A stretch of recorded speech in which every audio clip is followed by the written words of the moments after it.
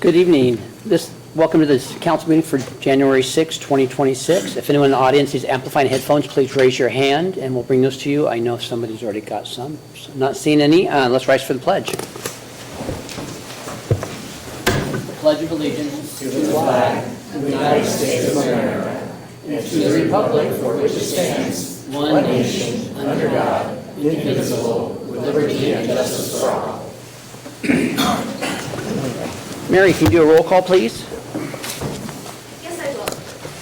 Councilmember Blush? Here. Councilmember Stearns? Here. Councilmember Gilmore? Here. Councilmember Anisco? Here. Councilmember Sherman? Here. Councilmember Sapp? Here. Councilmember Gutierrez? Here. All right, thank you, Mary. Mark, will you introduce the process for selecting mayor and deputy mayor? Yes, council, as you're aware, state law, under the city, the council manager form of government requires the council to select a mayor biannually at the first meeting of the year, so we're upon that time again. Any council member may nominate him or herself or another council member for the position of mayor.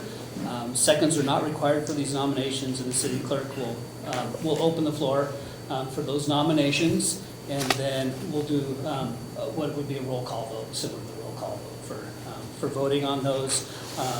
The first individual nominated that would receive 4 votes, a majority of the council would then take the seat as mayor, and we move into, I'm assuming a deputy mayor would be, the council has the ability or the authority to decide whether they would like to have a deputy mayor or not. So that would follow, as we've had a deputy mayor for a number of years now since the council was formed. So at this point, if you'd like to make a nomination, I'd ask that you raise your hand, and then we'll take those nominations. The city clerk will record those, and give me a few minutes. So Councilmember Blush. Nominate Sharon Sherman. Councilmember Gutierrez. I nominate the Honorable Eric Onisco.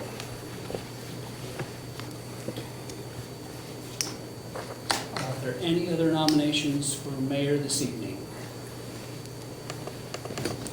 Okay, seeing none, we'll move into the vote. City clerk will call council members by starting with Councilmember Blush. I will now ask each council member one at a time to state your vote by voice. When called upon, if you wish to vote for Councilmember X, say Councilmember X. If you wish to vote for Councilmember Y, say Councilmember Y when called upon. A single candidate must receive at least 4 votes to be selected as mayor. Councilmember Blush? Councilmember Sherman. Councilmember Stearns? Councilmember Sherman. Councilmember Gilmore? Councilmember Onisco. Councilmember Anisco? Councilmember Onisco. Councilmember Sherman? Councilmember Sherman. Councilmember Sapp? Councilmember Sherman. That's it. Councilmember Gutierrez? Councilmember Onisco. Congratulations. All right.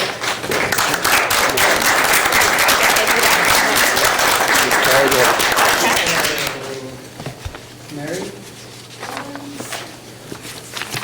With that business behind us, we'll move on to the deputy mayor selection, and Mayor Sherman, you'll be conducting that. Mary, I'll have Right. a script for you for that portion as well as the rest of the meeting. That process will just follow what we just conducted here. So again, take nominations based on a raise of hands, and then City Clerk Ricker will take the votes. All right. So we are opening the floor for nominations for deputy mayor. I nominate Lindsay Sapp. I nominate George Blush.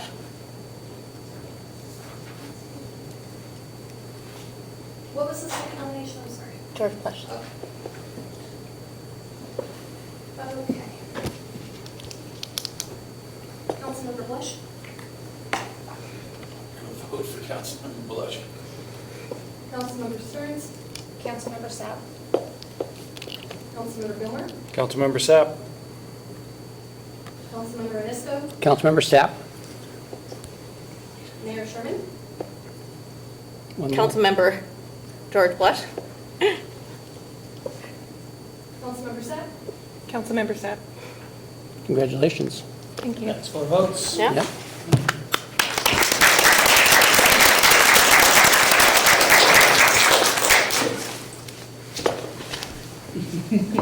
Fun serving with you. Congratulations, Deputy Mayor.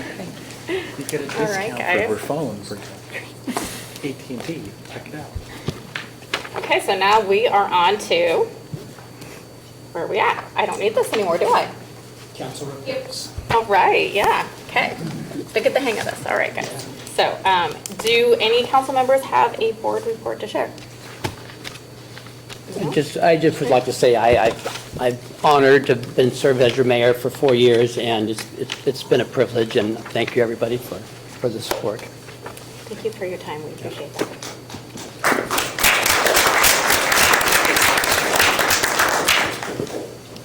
All right, and now we're on to the consent agenda. Right? Okay. Yep. Is there a motion to approve the consent agenda as published? So moved. All right. Second. All right. We have a motion and a second to approve the consent agenda as published. All in favor, say aye. Aye. All opposed? Motion carries. All right, so this is when we have general public comment. The council invites the public to make comments on matters of city business. Comments shall be made to the entire council and not individual council members. Please refrain from any personal or disrespectful remarks that create disruptions during the meeting.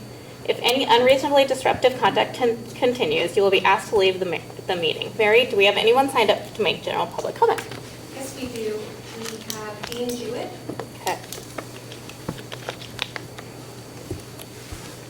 Good evening. Welcome aboard, both of you guys. Appreciate your service. I want to talk about a situation that my wife and myself and the grandkids were welcome to be part of downtown.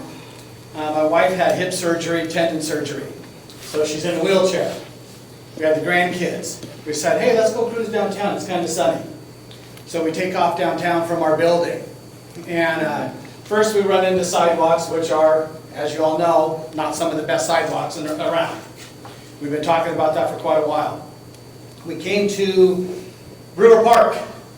We ran into Mark and Henrietta's van that apparently took up residency for over 30 days.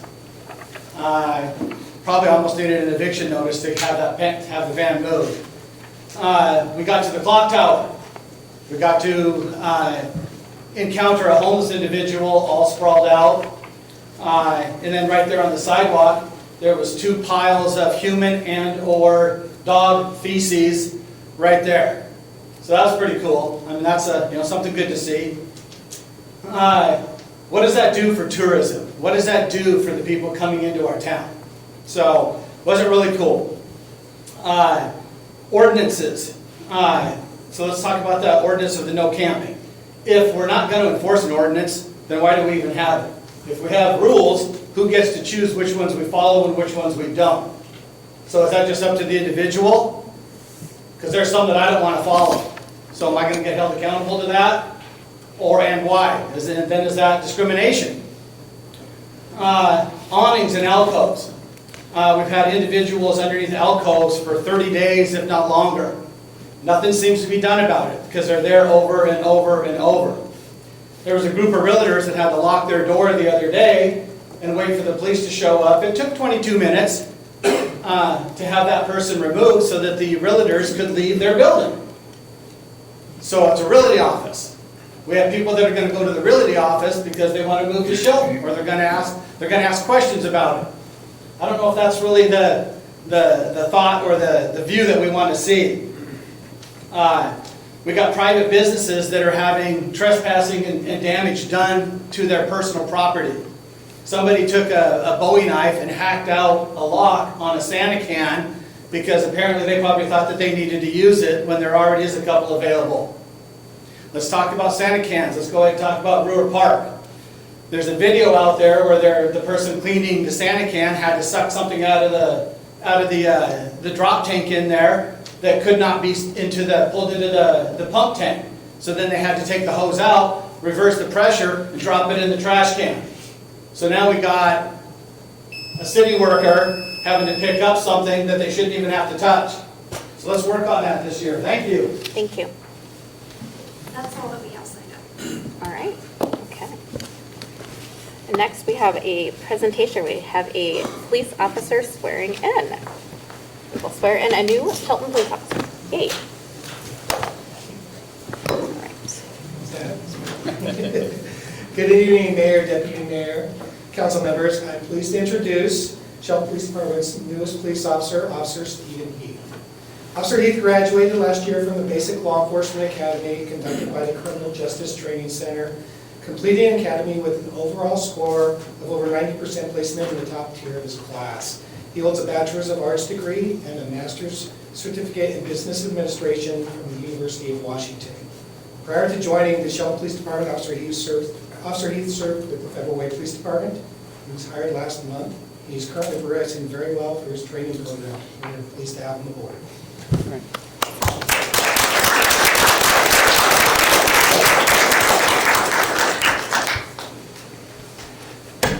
You have to give me a little guidance here. Please, You yeah. have the second piece of paper. Perfect. You got it, and that's where the judge's glasses are. Thank you. Now you have glasses. Oh, that's big enough, that's big enough. Thanks, guys.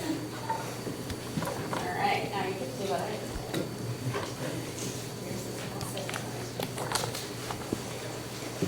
All right, I'll go slowly, okay? Raise your right hand. I state your name. I, Stephen Heath, Do solemnly swear do solemnly swear that I will support the Constitution of the United States that I will support the Constitution of the United States and the Constitution of the State of Washington, and the Constitution of the State of Washington, and to abide by the Code of Ethics of the Shelton Police Department, and to abide by the Code of Ethics of the Shelton Police Department, and I will faithfully and impartially and I will faithfully and impartially discharge the duties of police officer for the City of Shelton. discharge the duties of police officer for the City of Shelton.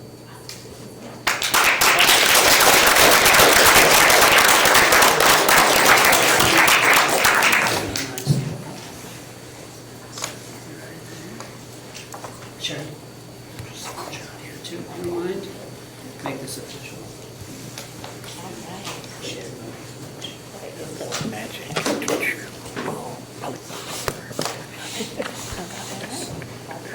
That's right.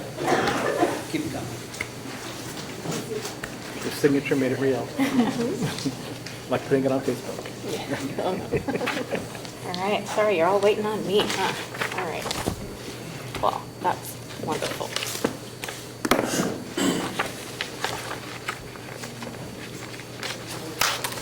Okay, we're on to the business agenda. City Manager Mark Ziegler has information for us about the LTAC grant recommendations. Thank you, Mayor, Deputy Mayor, Council. We're a little late this year because we had our LTAC meeting, actually early this year, I should say. We had LTAC meeting late in 2025. So bringing you today the recommendations from the Lodging and Tourism Advisory Committee. They met on November 19th to review the applications for these tourism funds. We have an LTAC committee, the Lodging and Tourism Advisory Committee, that is appointed by council to review the applications. State law requires the legislative body to review these recommendations and approve or deny those as a whole. You can't change necessarily the allocations or anything without going back to the advisory committee, if you will. So tonight we are bringing to you a recommendation to award $80,500. This would leave $68,750 in reserves from the LTAC fund. There are, sorry.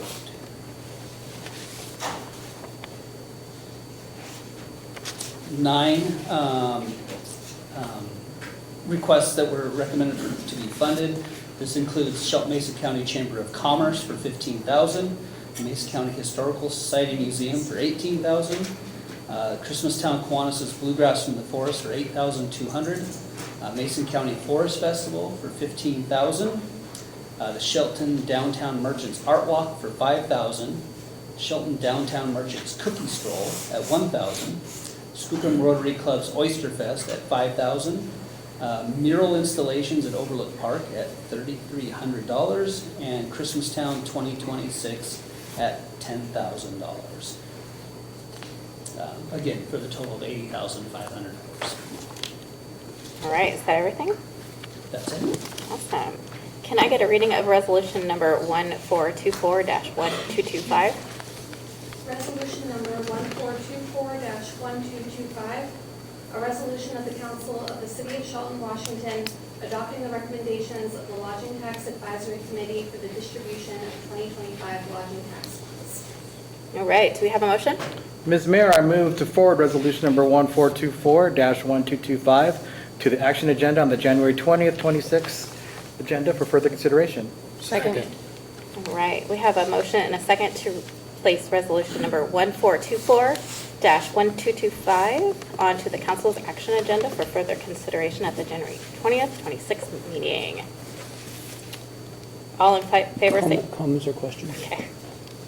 I just wanted to say it was a very difficult year. I'm on the Lodging Tax Advisory Committee, and we had $229,000 in requests and $80,000 to dispense, and obviously everybody wanted more than we gave them, and it was really a tough year. And so hopefully we get another hotel here in town so we can actually just a little bit more money in the future. But it was a tough year, and I appreciate everybody who applied, and sorry we couldn't fund everything and everybody.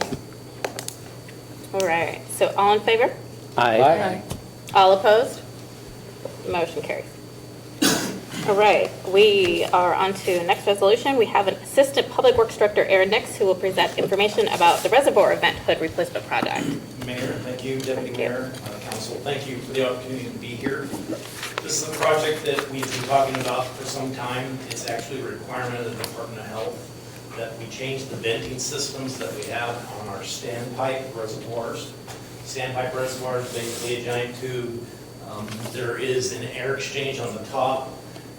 The status of those has changed as far as the mesh and those kinds of things, with the idea that we're trying to keep bugs and anything out of the water system. So we finally have gotten the project's ready. I'm just here to inform you about it tonight. Because of the cost amount, at least the estimate of under $150,000, we can directly contact vendors to put in bids for us. So I expect to have that completed by the 15th. Again, there are 4 reservoirs that we have. Only 3 of them are actually going to be retrofitted with these new vents. The high school tank, which is a much older tank, we did a structural analysis, and it is at the end of life. It basically has 2 to 5 years left. And you often hear Jay talk about, we want to get a new reservoir. That's what we're trying to replace, is that old reservoir. The Department of Health has agreed to allow us to do some specialized mesh around that older tank that will be acceptable until we can get it offline and replaced with the new reservoir. So we're only going to be cutting into 3 of our tanks. And again, there's going to be kind of special inspection for welding as well as coatings to make sure that it lasts a longer time than usual, obviously. So we do have some special inspection. We have about $200K dedicated towards this. Like I said, the cost estimate's about $127,000 to replace all 4 and wrapping that one, like I mentioned. So if there's any questions, the Department of Health gave us a deadline of January 1. I have been working with them of this year. They are comfortable. We're making good progress to get this done and finished. So there's no slap yet, but that's our intent, is to move forward and get this completed so we can get that off our list. Happy to take any questions. All right. Do we have a motion? Madam Mayor, I move the reservoir vent hood replacement to the action agenda for the council's January 20th, 2026 council meeting. Second. Do we have any questions or comments from the council members? It's always important to take care of our water, so, It's important. yeah, Yes. and we need to do this, so let's protect the water. Water's life. One at a time, we're getting them done. Yep. Mhm. Yes, sir. Let's make sure that we have the quality and quantity of water that we need for ourselves, our residents, and for potential growth in the future, so. Absolutely. Yes, sir. All right. Quick question. Does this work have any potential service impacts that customers will see, or is it just going to be smooth? It's going to be smooth for the most part. Now, I say that, the reality is we do not have the ability to dump our tanks entirely. So this is is actually going to be a live operation. There's a way that they can segregate the water source from the actual work that they're doing via mats to keep anything from dropping into our water supply. So it's a little bit newer to me, but I've been assured by the engineers that they often do this and with no problem. So that's the only tough part, I guess, if you will, that's part of this project. The rest of it should be really straightforward, I suspect. Thank you. So thank you. Okay.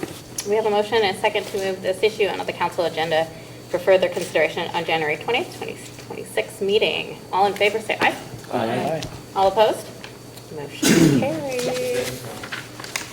All right, resolution number, okay, we have Parks and Recreation Supervisor Jordan Crumples providing an update on the MACECOM lease. Thank you, Mayor, Deputy Mayor, and Council. Tonight I bring to you a new and updated lease with MACECOM. They are extending it out through 2026 as of right now, with the potential of terminating it mid-year. More to come for that if that happens. So this will go into effect as soon as it gets approved on hopefully on the January 20th council meeting. You'll see we have a move-out plan in place that will be put in place once that time comes, if they decide to terminate early, to coordinate with city staff on how that process will look like. That is within their lease agreement. And then they have a monthly base rate for rent and additional monthly rates that they pay on the first of each month. Their rent went up by 3%. It was an increase since last year, so they will be paying $1,118.55 for the month, plus the additional costs of $4,006.42. Those additional rates include utility costs, building maintenance, custodial services, supplies, communication, UPS, and generator costs. So all of that's what they pay each month. Actual costs and hours are based off of 2024, but staff rates are based off of 2025. Happy to answer any questions. All right, do we have a motion? Madam Mayor, I move to place resolution number 1416-1025 on the January 20th, 2026 action agenda for further consideration. Second. Do any council members have any questions or any comments on this?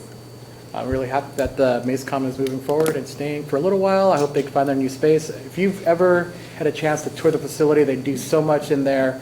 It's like the NORAD war room in there. So they could probably, anyway, they have a lot of resources, and they do a really important job. The number one thing I think we can do as a city is to make sure that we have emergency services available to everyone, in not only in Shelton, but all over Mason County. So I'm glad that this is moving forward, and I'm happy they're staying, but I'm also hoping that they get all the things they need to fulfill and keep us safe. So if it's here, that's great. Anyway, I'm just happy to see this move forward and happy that they're part of our community. All right, we have a motion and a second to place resolution number 1416-1025 onto the council's action agenda for further consideration on the January 20th, 2026 meeting. All in favor, say aye. Aye. I recuse, I'm on the board. Okay. All opposed? Motion carries. All right. Next, we have Assistant Public Works Director Brent Armstrong providing information regarding the agreement for the SCADA support and integration services. Good evening, Mayor, Deputy Mayor, council members. I'm bringing forward a professional service agreement. It's just a little bit of housekeeping, updating our services for our SCADA system. We issued an RFQ, request for qualifications. We only received one back, but a lot of the times that is because we've been working with a company that's familiar with our system for so long that other companies feel like there would be no way to really compete with them, because Parametrics has been at this facility since it was actually created with the upgrade. And the SCADA monitoring gives us control, so we can see what the pumps are doing, monitor, change settings through the computers, and it also is tied into our alarm system. The budget for this, we have $30,000 set aside in the water fund and the sewer fund. It's just a starting spot. There's no minimum or maximum. It's on-call as needed basis that we call them when SCADA is not working properly and they come in and fix it for us. So we do have a little bit kind of ear tag for it, but it's only use it if we need it. Okay. All right, can I get a reading of resolution number 1425-1225? Resolution number 1425-1225. A resolution of the City of Shelton, Washington, authorizing the city manager to execute professional services agreement number 25-019-PSA for SCADA support and integration services. All right. Do you have a motion? Madam Mayor, I move to advance resolution number 1425-1225 to the January 20th, 2026 action agenda for further consideration. Second. All right, council members, do we have any questions or comments about this? Just again, please, thank you for taking care of the quality of our water and making sure we have backup systems. So, All right, we have a motion and a second to place resolution number 1425-1225 onto the council's action agenda for further consideration on January 20th, 2026 meeting. All in favor, say aye. Aye. All opposed? Motion carries. All right. Action agenda. We don't have any action agenda items for this evening, so that should make this go a little faster. And then admin reports. We're right into that, so here we go. Mark, would you like to give us a city manager report tonight? Madam Mayor, I don't have anything for you tonight.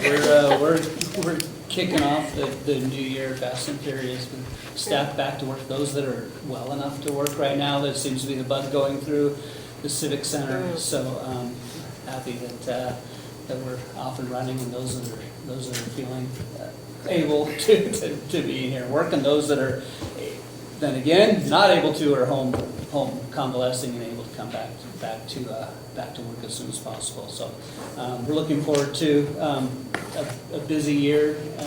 As you know, we have a study session next week. We'll be rolling out some more department updates throughout these study sessions throughout next year to hopefully inform the council and the public a little more of what's going on, providing more data around the services that we're providing both internally and externally at the same time. Other than that, I'm working fairly quickly on a contract for our strategic planning exercise. So again, I've talked to all of you about potential dates and for that first retreat, and so I'll have more information for you on that over the next several days.